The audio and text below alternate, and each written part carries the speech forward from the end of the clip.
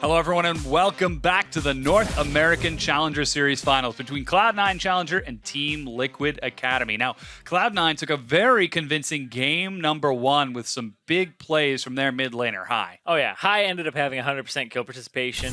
Yep, got to stretch a little bit after that one. Yep. I mean, he's already seemed pretty fast and loose in that game because he went top lane very early on, and that roam that killed Solo put him far behind. Not only did they lane swap away from a matchup that Shen kind of suffers in against the Rumble early, they then got the Rumble behind. He was behind for like 2-3 levels the entire game from that point onward, and they really punished that matchup, and that was mostly due to High. Yeah, not only the top and mid lane were doing well for Cloud9, Altec also had a very commanding performance. Yeah, up against Piglet as well. So this guy ended up having 505 gold per minute, which is insane. He was fed all of the farm from the side waves and had a 14 KDA. Like, he was performing incredibly well up against a former world champion, and Piglet is just not looking like himself. Yeah, I really remember that we were discussing early on, hey, Piglet's got a 30 CS lead, he's prepped up and grouped with his team, so they're going to siege it, but Altec just playing those side lanes, getting funneled in all of that CS, really opening an advantage.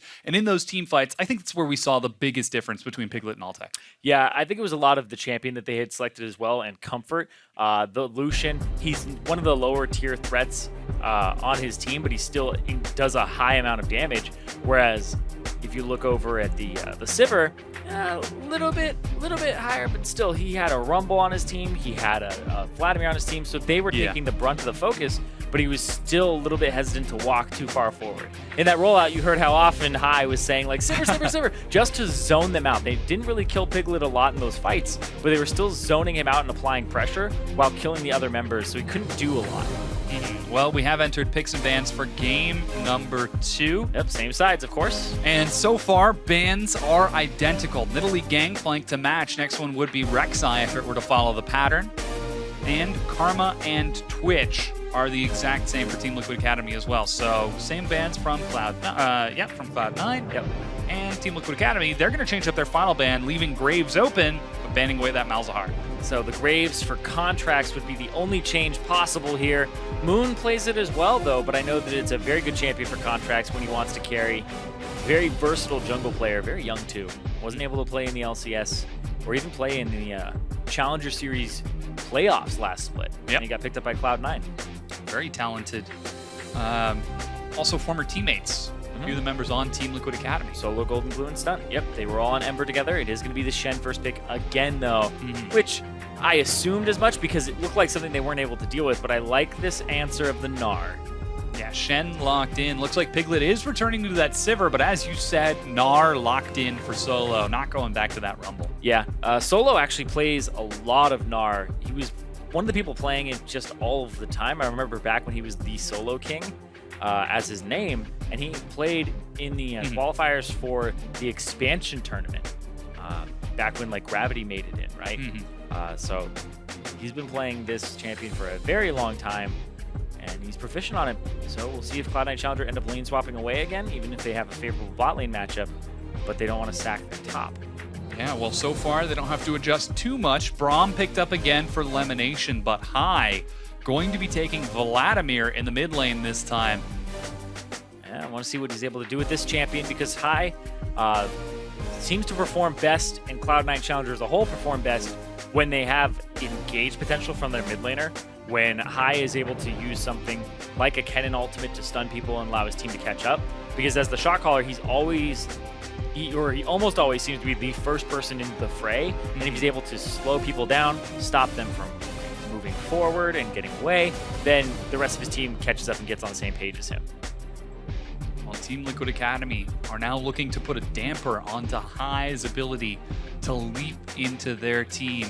They've got AD carry and top lane picked up so far, but decide to opt for mid lane and support now as Cassiopeia is locked in for Golden Glue. And Soraka was hovered in the previous match, but now locked in this time for stun. Yeah, and the Cassiopeia for Golden Glue, champion that he performed incredibly well on again in the semifinals.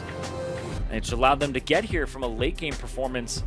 And that was really the dominating game from TLA, was that third game where he had the Cassiopeia. We'll see what he's able to do up against High. I think it's a good answer here to have. But then the Soraka alongside the Sivir. A little bit of a safer laning phase here. You can wave clear and just have that HP battery. But this allows Altec to play pretty much anything he wants. He could go for the Lucian. He could go for an Ashe. And there you go.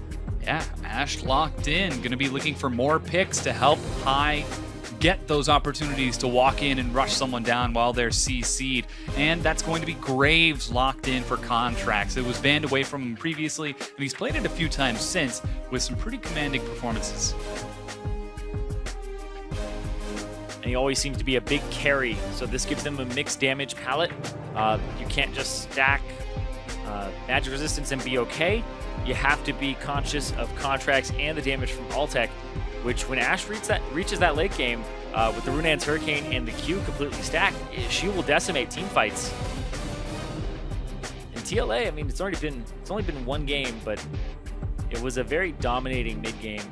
It was over fast though, but they can't let that affect them as they come into this next game. And that final pick of the Hecarim, very good pick once again.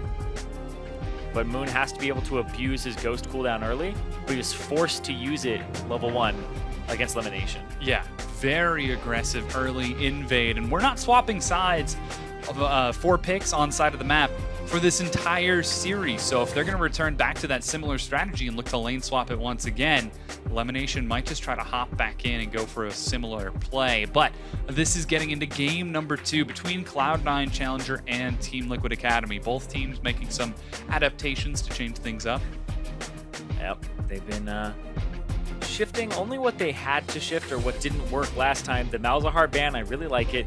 The Shen first pick is to be expected on that from that point. But then the question afterwards is like, does solo play Shen? How good is he at this champion? Because you can end up dropping the Karma ban for anything else and then just trade Shen and Karma for whichever one you want. Because Cloud9 showed they'll first pick Karma, but you might be able to get Shen as an answer. Yeah, well, we want to know who you think is going to take this series. Keep your predictions updated over on Twitter. Send either hashtag C9C win or hashtag TLA win to @LOL Esports as the teams load onto the Rift. So far, Cloud9 Challenger are 2 games away, 2 wins away from taking their first Cloud9 Challenger Series split finals and getting the higher seed in that promotion tournament, whereas Team Liquid Academy, they're going to have to run it back and bring us to at least a game 4. Yeah, and the thing here is you have to be able to shake off that previous game. Looks like Golden Glue on the Cassiopeia has Flash and Ignite, so no Ghost for him. And this is mostly just to cut the healing that Vladimir's going to have. So Golden Glue will be looking for a solo kill at some point during the laning phase. And I assume later on as well, just trying to be able to blow him up.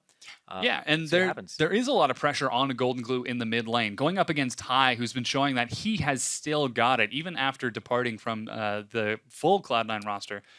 He's still playing like a monster. Yeah, and you think about what ended up happening with Cloud9 is when they performed internationally and they kept making Worlds and they only made it so far, the organization was like, well, we want to make it even further than that. We want to rebuild it. High stepped down for a bit, ended up becoming the support player, but the whole criticism was, how good is his champion pool, right? Because he was like Zed and stuff like that, and it wasn't as diverse. Or how good is he mechanically, especially since he was having some wrist issues at the time, right? So now that he's had to play support for a bit, he's been able to become more acclimated to his current situation, and he just seems to be on top of picking up new champions. He's adapted well to the meta, and it just seems like he'll play things and even explore more, like the old Cloud9 when they were finding success when they first came onto the scene. Things like Ashe Zyra. The Summer Split 2013 Cloud9. The Cloud9 of old.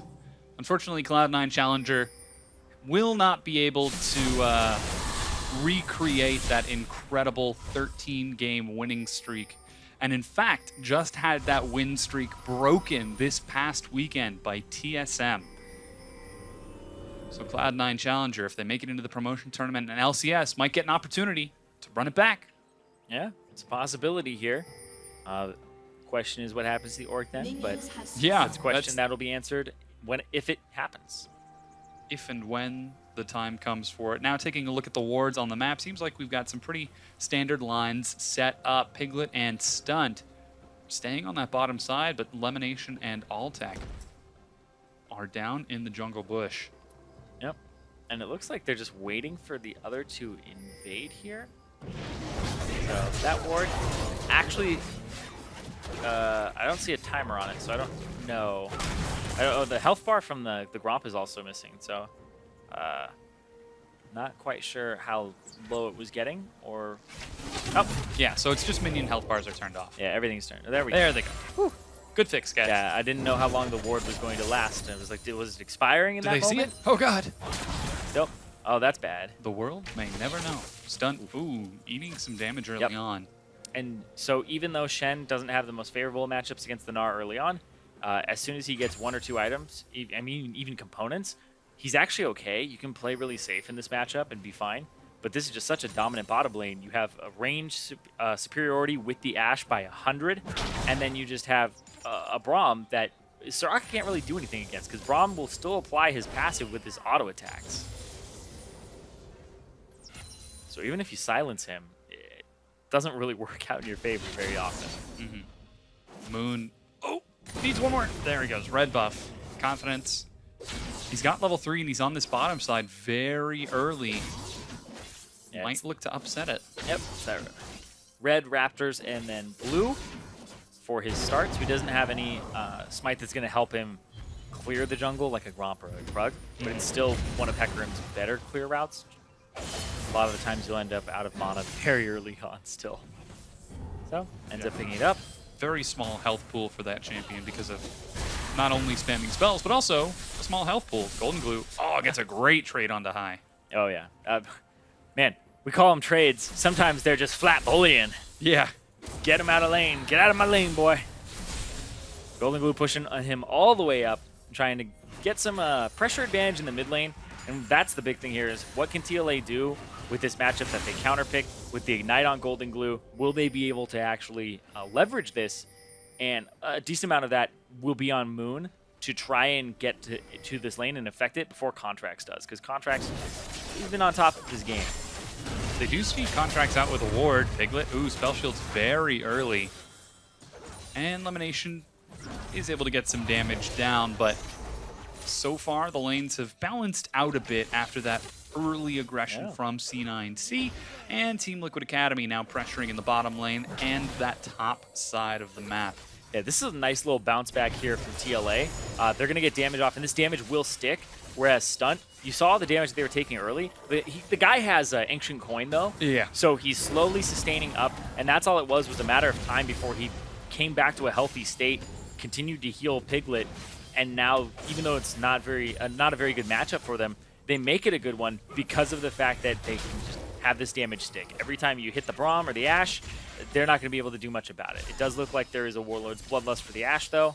So Altec, he can heal up a bit, but Lemonation will slowly get whittled down, and then you lose pressure. Yeah, still got 2 health potions, though, so plenty of time before that happens, as now Contracts invading in the jungle of Moon. Moon actually only just now completing his first recall. Most of that jungle has been cleared away, so Contracts is only able to steal away this Krugs, which means that the pressure is now up to Moon to make something happen. He's actually pinging to invade into Contracts jungle on the opposite side of the map.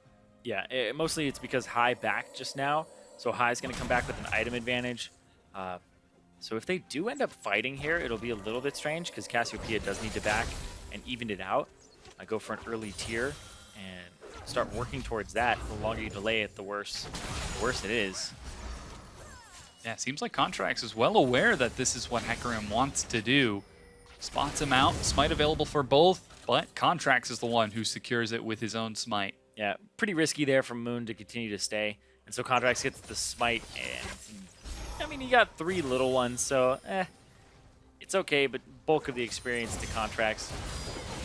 Well, I guess a little bit more. We made the smaller ones count for a decent size bit of the experience. Meanwhile, in this top lane, it has been effectively an island. Solo and Balls trading back and forth, keeping even in minions. Yeah, Balls is playing these matchups really well on the Shen. Shen doesn't typically do too well against a lot of these champions early, and has to use the Spirit's Refuge at great timing and actually go in for trades when he has the shield up. But it seems like he's surviving the laning phase, not just surviving, but actually thriving with his CS. Oh, Moon's going to clear out this ward before picking up that Raptor camp. They spotted him. But yep. Oh, I said Solo's he was, level I 6 said right he was now. surviving. Oh, Hemo Plague in the mid lane. Golden Glue drops the Ignite on the high. He's burning down Stand United. Oh, misses the Petrifying Gaze. Yeah, it looked like High turned around right there. I still think he got tagged by it slightly. I mean, I'll look back at it again, but it does look like he got the damage. But the Stand United from Balls definitely helping out, but that's going to delay Balls even further because now he has to back again and then go back up. But now that's going to be both Summoner spells for High and the Stand United from Balls, whereas Golden Glue only burned his Ignite and that Petrifying Gaze. So Golden Glue feeling pretty strong right now in that mid lane as Piglet continues to trade down with that duo of Altec and Lemonation, trying to keep pace in CS. Yeah, Petrifying Gaze did hit High, but he has Storm Raider Surge and it went off. So it wasn't as slow. So it hit him from behind. Yeah, so it would have slowed, and the slow would have been less effective because of the mastery. Interesting. Yeah, as I was like, I'm not sure because I saw him run real quick. So Gotta that go turns out fast. to be the interaction there, and Ricky Bobbied his way right out. Gotta go fast. Shake and bake. It's one of my favorite movies. Because I relate to the part where he doesn't know what to do with his hands on camera. What do I do with my hands? That part speaks to me. What do I do with my hands? You can just keep them by your sides. Like Yeah, this? slowly. Start creeping back in, but still. Creeping back in slowly would be High in this mid lane, trying to get as much CS as possible. Golden Glue is going to have about a 20 CS advantage over him after he picks up that wave. And Golden Glue is actually the CS differential at 10 leader in the league. Ooh, that's awkward. Moon just walks into contracts in the jungle. Sorry, the door was open. Ooh, and he's going to get that pink ward cleared out as well. So Moon, a level down. Still going for the aggressive invade with the early boots, but is spotted out by Cloud9 and scared away by High collapsing as well. Yeah. FLICKR doesn't thrive too much in the early game as a jungler unless he's ganking really heavily. His clear time, a little bit lower, really high mana cost on his Q now, especially when you're spamming it out constantly. So it's no wonder he's down a bit. But that's going to be an Infernal Drake going over. It looked like Contracts tried to aggro it with his smoke screen, but Golden Glue had the mid lane superiority and roamed down. And that's the question I was asking earlier is, can Golden Glue transition the lead that he'll have in mid lane to the sides? And the answer looks like a little bit so far, yes. Yeah, very fast Infernal Drake for Team Liquid Academy, using that early vision and knowledge of where Contracts was, not to mention the pressure of Piglet in that bottom lane. He's been shoving in wave after wave, and Altec has been catching it, only just now getting his first recall. Stunt, though, trying to deny Elimination. Yeah, Piglet's trying to stop recall. throwing out the Q to actually tag Piglet. Oh, yeah, Elimination doesn't toss out the final Winter's Bite. Meanwhile, in the top lane, because those two junglers have been on an island for a majority of this game, Solo has eked out a pretty large advantage for himself, and it has just pulled the teleport from Balls. Yeah, Balls does have the Stand United, though, so he'll be able to join if anything does happen, but he may get the teleport out of Solo, and if you're able to get the TP out of the other guy, then 100% you start looking for a play where you can Stand United over there.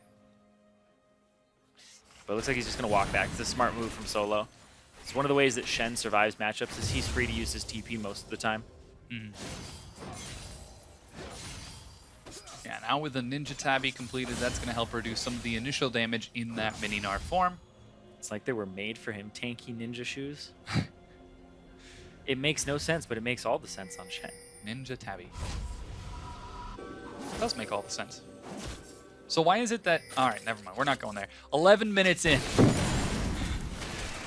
And we've got a minor advantage for Team Liquid Academy. Yeah, we've seen this happen from Cloud9 Challenger before, though. They start getting things together during that mid-game. And we were talking about how High has been doing really well, but this is a game that's kind of reflecting one of the reasons that he wasn't performing near the end of his career on Cloud9 as a mid laner.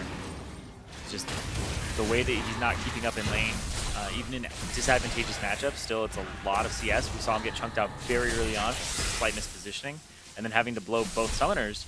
He's lucky that it wasn't capitalized on again from TLA because he didn't have any mobility, whereas Golden Glue still had his flash. Yeah. That's a 32 CS lead in that mid lane right now. And it's on a Cassiopeia as well. So that's just even scarier because she's going to get very powerful. He has Morello's in the works. Nice dodge there from Piglet with the sidestep. Yeah, elimination off on the side. That is not blocking the Boomerang Blade. A little awkward. Ooh, good chunk onto Altec. Elimination in the front. Ooh, it's a lot of damage. There's another bounce. They're really low health. That's sick. Piglet played. I'm gonna just say he played the crap out of that right there. Yeah. That was awesome. The auto attack reset onto elimination. The Q off to the left side, hitting Altec on both of them. Because it doesn't look like he's gonna go for it, and it doesn't look like it would actually hit. But he goes for it, and it works out. And this is gonna give them a decent advantage on this bottom side of the map. Here comes Moon as well, trekking his way through the forest. He's gonna be able to pick up the Krugs. But that's gonna be that bottom turret just for TLA after all of that. Really well played there. Yeah. And this is why Piglet, not a fan of those Gangplank types, because he would have won that 2v2 and then Gangplank just clears the minion wave. Yep. And then sometimes Shen comes down there and just ruins your day.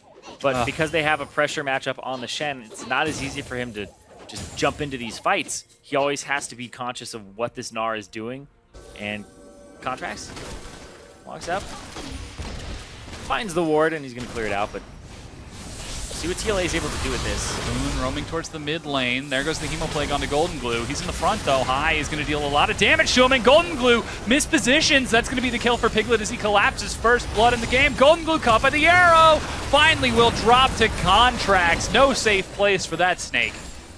And it looks like the ultimate from Balls came through as well, but it was interrupted via the kill. So elimination. Not able to get out of that one, blows his ignite, but Golden Glue still had flash, I believe, as well. So it was kind of strange that he goes down there, but it was a really hectic fight. Watch that again. Moon jumps in, sees High out of position, hits him over to the side, and then they swap targets onto elimination. He gets the Shen ultimate, goes down, and no stun on the Golden Glue just yet. And yeah, he's not splash available. It's going to be a flash from Contracts just to pick him up with the end of the line. And interestingly played there from both teams because they went for an aggressive play, but it looked like High was saying, yeah, go for me, I'll get Shen ultied, and then I'll be able to turn it around. But they go on elimination. Speaking of elimination. Whoa, solo. Yeah, it's just the damage that Gnar does in this matchup early on. Because he does magic damage with his W, the percent HP really hurts Shen, and he loves to prioritize armor. But you don't want to build a Spectre's Cowl against Gnar. It just seems useless because auto attacks will just do it. So his mixed damage palette really helps him out here. And their winning lanes actually award them 2 turrets. 2 turrets to 0 as Team Liquid Academy picked themselves a very strong composition early on. In fact, you could consider that 3 winning lanes as Golden Glue opened up a pretty large CS lead over High in the mid lane. Yeah, I definitely consider it 2 winning lanes. I think the bottom lane is the one that holds off and stalls because you could flat just lose this lane off of the Braum and the Ashe making a play. Like if there's an Ashe arrow onto the Soraka level 6, any of these types of things come out, you can get the chain stun down and really ruin this lane. But they weren't able to actually keep their pressure up early on and had it turned around because, I mean, there's that whole trinity of, we'll talk about it in a second. Ooh, they've got Contracts. Silence taking some big damage. Moon actually goes in, but High's trying to collapse. Moon may have bitten off a bit too much more than he can chew, but Piglet secures the kill. They continue to chase forward, and Cloud9 are split on both sides. Balls can't get in, doesn't have the stand united. He's looking for the shield, but cannot find it as Golden Glue chase Cloud9 Challenger down and pick up 3 kills, possibly 4 as they're looking for Balls. Yeah, Balls. He's going to have to run away from this. This might be that mid-turret and the Infernal Drake, at least pressure on this wave. And we'll see how they allocate resources. It looks like 2 go to the side of the Infernal, and then everybody else down to the mid. Get this outer turret. Get yourself this gold. Altec respawns. No arrow available. No global pressure. Yeah, really well played there from TLA, and also the follow-up afterwards. I've not seen that recall. Did not know he makes the snowman destroy it. Yeah. It's brutal. Still, Moon jumps in, gets Contracts, and then Contracts is really out of this fight, and Piglet comes from behind. It's like, where's the Sipper? Why is he there? And then Balls TP's in, but he can't really find a good angle into this fight. Shen isn't the same type of flanker that he was before, because in a team fight, you really want to be able to Spirit's Refuge your carries and make sure they don't get blown up like Contracts did. But when you're flanking, you do lose a little bit of that part of your kit, and it becomes very selfish to use the W. Because at that point, it's like I taunt across them, I Q back to me, and then I have to W, but that's only for myself. So as soon as that's done, they're able to go on to your carries. Look at this, they're continually fighting TLA. They're looking for yet another fight. Solo's looking for the big slam, gets 3. Elimination in the front, falls. Balls running for his life. He too will drop as Piglet and Moon chase onto Alltech. Exhaust, a double kill for Piglet. Stunt survives as well. A triple kill for Piglet as High is going to be burned down. An ace for Team Liquid Academy. And they get 5 kills there in TLA. Double Infernal Drake. The next Drake is Infernal as well. So when that one spawns with this type of lead, 7,000 gold, 17 minutes in, TLA, you expect them to be able to pick up that one. And that might be the final nail in the coffin because they're just opening up this map now. And Cloud9 Challengers seem to just not be able to keep pace. Yeah, 4 turrets to 0. This series showing us an imitation of what happened last time these two teams played 6 weeks ago when game number 1 went to C9C, game 2 to Team Liquid Academy. Here's that fight again, though. Yeah, and Piglet on this Sivir just looks very different this game because his front line with Solo having another tank seems to make all the difference, giving him that cover, giving him the safety of a Soraka, able to walk up, and Solo just plays very well on this Narm, very aggressive, and you can see he was willing to sacrifice his life for that play and willing to take the risk for it, and that's what you like to see out of a good Narm player, is that they're a team player and they understand they might die off of the play, but if they can get a 3-4 man ultimate and take the pressure off their team, then they're doing their job in that team fight. Yeah, huge play from Solo in the top lane over the course of that fight. Now, even in CS, but by passive gold on the map, that brings him to 1,200 gold ahead of Balls. Taking a look at the damage graph, Contracts actually did a pretty enormous amount, but Piglet getting some big ricochets and splitting up. Wow, Cloud9 Challenger. I only did 266. That's pretty much like doing a Sanguine Pool or even just a Q or two. I would even say just 1. But I feel as though Piglet, he's able to perform in these fights with the low-range Sivir because he has another tank. Team Liquid Academy now invade into Cloud9 Challengers' blue side jungle. Starting to contest some vision. Ping's now going down on Rift Herald. It's only got 25 seconds left, but they should be able to clear it out just fine as long as they hit it in the eye. There they go. Give it over to Solo as well.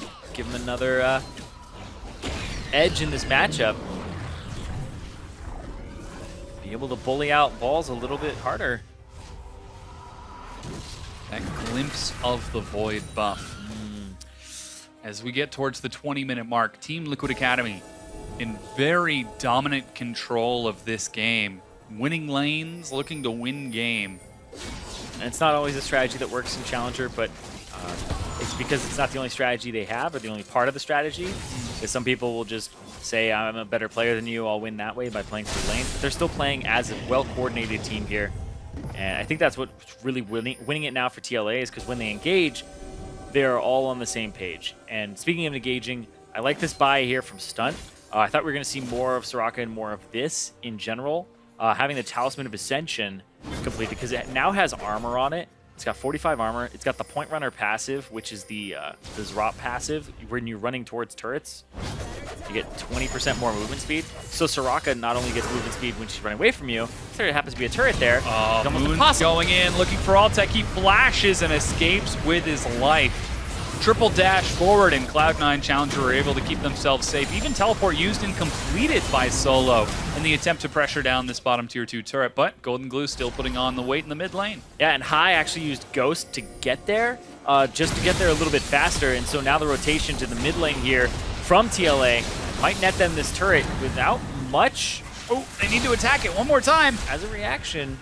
Oh, 31 hit points, down to 20 hit points left on that turret. There goes the minions. Meanwhile, Team Liquid Academy are able to take that bottom tier 2 turret, so now demonstrating, hey, not only can we beat you in lane, we can also pull you around the map more effectively than you can respond. Now, Infernal Drake's up in 40 seconds, and Team Liquid Academy are getting a big buy to prepare for it. Exactly. They backed so that they can purchase. You can see Executioner's calling for Piglet, and then these items Yeah, almost towards the Trinity Force here for Moon. A lot of times we won't see a Trinity Force second on Hecarim in competitive just because it's so expensive as a jungler. But he's so far ahead. They're 10k gold up, and it just looks like a ridiculous lead here for TLA. And I'm surprised they're even on this side of the map. I feel like you just ward up Baron, and then you do Infernal to get that third one, and then you can go for that top side of the map. Just ward this up and make sure it's safe in the meantime. Looking to finally clear out that mid-tier 2 high, forced to be the attendant to that to make sure the minions don't collapse onto that turret and take it down, still at those 20 hit points.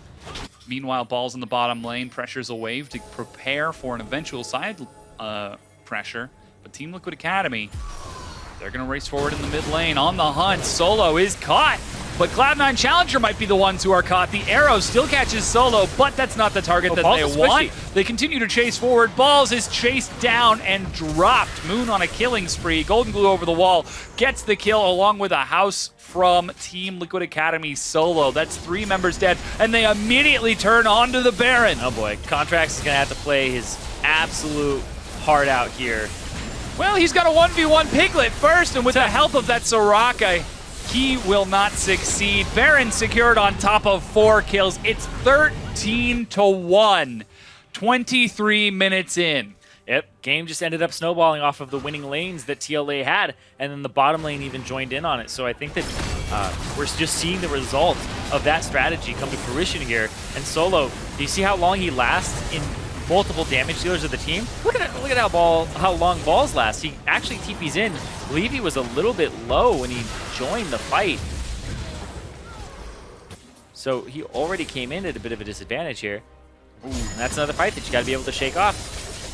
Well, might be a little bit difficult. It's 24 minutes into the game. 3 Infernal Drakes Baron buff. Yeah. And a 13,000 gold lead. 6 turrets to 0. Team Liquid Academy are shutting Cloud9 Challenger out of this game too. Yeah, as soon as they get a lead, I talked about it, both of these teams are good enough that they're going to look great in whatever game they're winning, but they're going to look pretty poor because the other team, when they're losing, because the other team is just so good at closing the game out. And we're seeing their TLA is just kind of saying, okay, you beat us in, 30 some odd minutes. Let's try to go for sub 30 here and turn up the heat on the series and put a flame underneath Cloud9 Challenger and say it's not going to be that easy.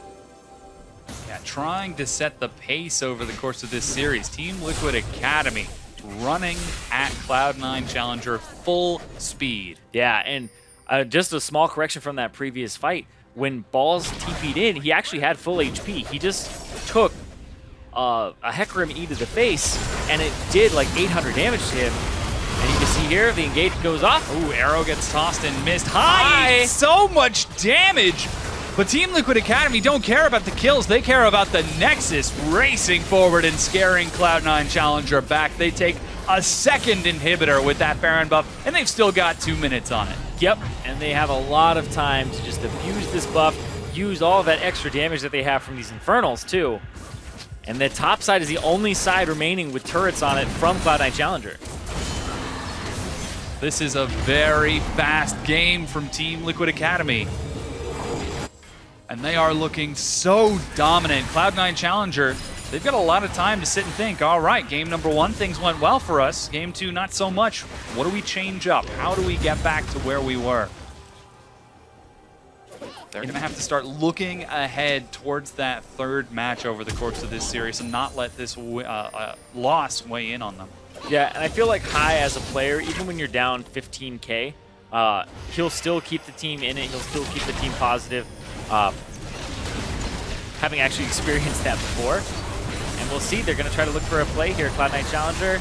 Ooh, they try to rush in. High is ignited. He's burning down, and he gets charged upon by Team Liquid Academy. 3 kills. Make that 4. Make that 5. An ace for Team Liquid Academy. They drop the 3rd Nexus. All they need is minions, but they don't even decide to wait for them as they rush onto the Nexus turrets themselves. We're going at Game 3 as Team Liquid Academy take Game 2 over Cloud9 Challenger. And we talked about the previous win from Cloud9 Challenger being convincing or dominating. This win from TLA is dominant from start to finish there. 26 minutes and 30 seconds to even up the series. Oh my goodness. very dominant there from TLA. Yeah. Drafted for the laning phase, performed really well all throughout it. The only death in the game was Golden Glue. One time. That's it. Honestly, I can't believe I'm going to say this, but Cloud9 Challenger got slaughtered over the course of that game, losing lanes, consistent pressure, and the fact that they just could not keep up. Yeah, they couldn't keep up, and I think a lot of that was just the ultimates of these champions and the fact that it's more pick right now because you have an Ashe and then you have a Shen. You need to wait until like 2-3 items for the Vladimir and the Ashe to really contribute to these team fights, but they got choked out of that because they just lost every lane. They had it spill over, and I feel like TLA played it incredibly well from the get-go. They found advantages, and then they just kept making that advantage affect another lane, and then they all grouped up and had fights that Cloud9 Challenger just couldn't win. Yeah, it certainly was difficult, but we've gone from a best of 5 to a best of 3. We're going to toss it over to the analyst standing by to walk us through that commanding win. Thank you very much, gentlemen. Team Liquid Academy equalizing the series here in Game 2. Yeah. I want to talk about exactly what Zyrene mentioned there, the fact that they got to these fights that they just couldn't win on the side of Cloud9, at least. And I kind of want to get there through Champion Select first. Let's assess the changes that these teams made coming in, the types of comps that they crafted, but then how they would interact later in the game. Well, I really like this game because it punished Cloud9's really, frankly, just cocky draft because you show Shen, counterpick Gnar. You show Vlad, counterpick Cassio. And you just go with all these really early lanes, and then you combo it with a jungler that offers 0 pressure early on. And the really smart picks from TLA, we like their first draft. We like the second one even more. I really like the Soraka Sivir lane. It's so obnoxious to play against. Push, push, push all day, and that's when the game broke free. Take the tier 1 bottom, and eventually with that gold lead, that pressure advantage, they're able to just take a much more commanding stance for all the fights that happened. Right, and C9C, like with their own picks, they pick Ashe into Sivir, which I think is actually a pretty bad matchup for Ashe. Like, it's pretty easy to spell shit all the tools. There's nothing really tricky you get to do.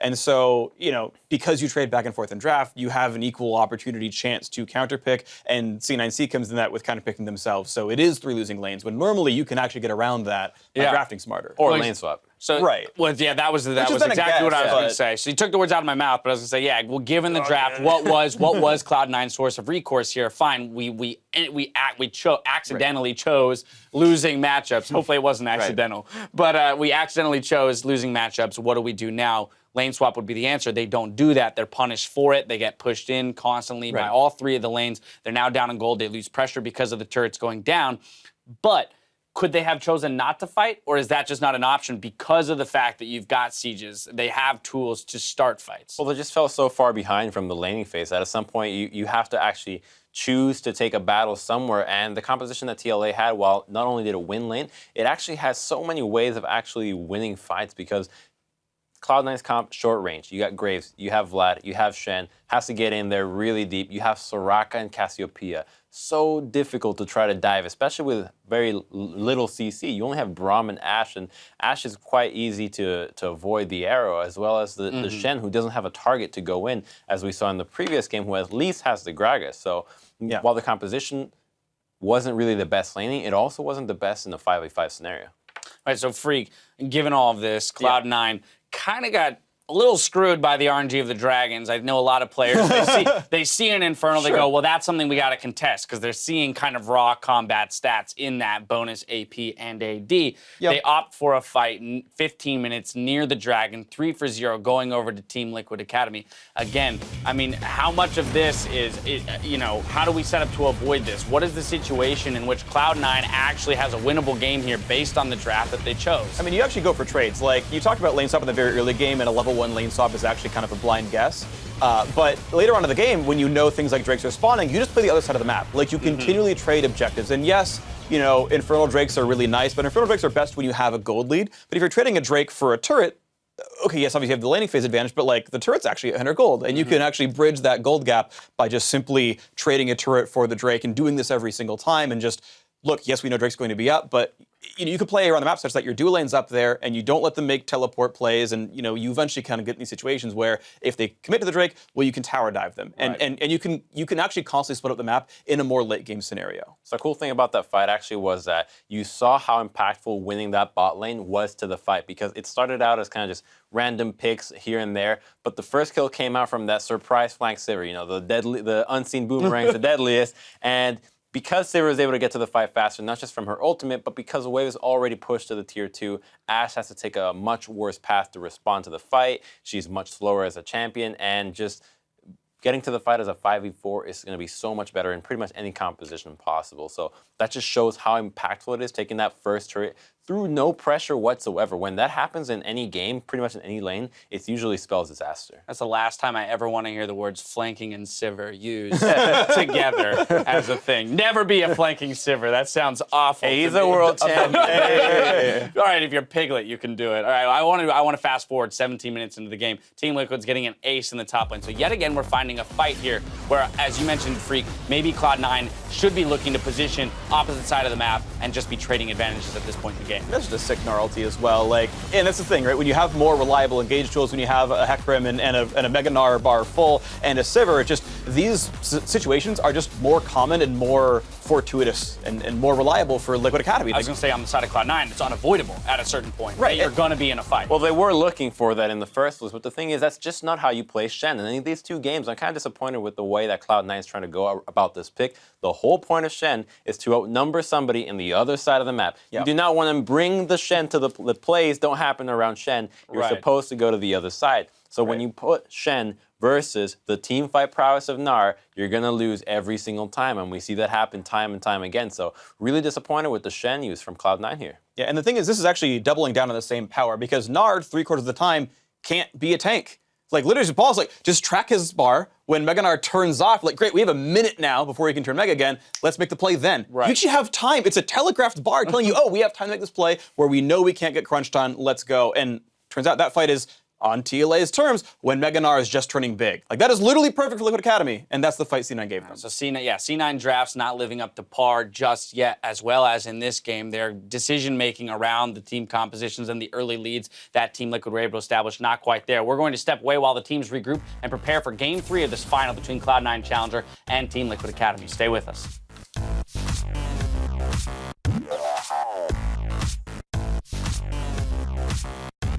I gave the speech. Wait, what was it? Lemon said beat him up. Yeah, beat him up.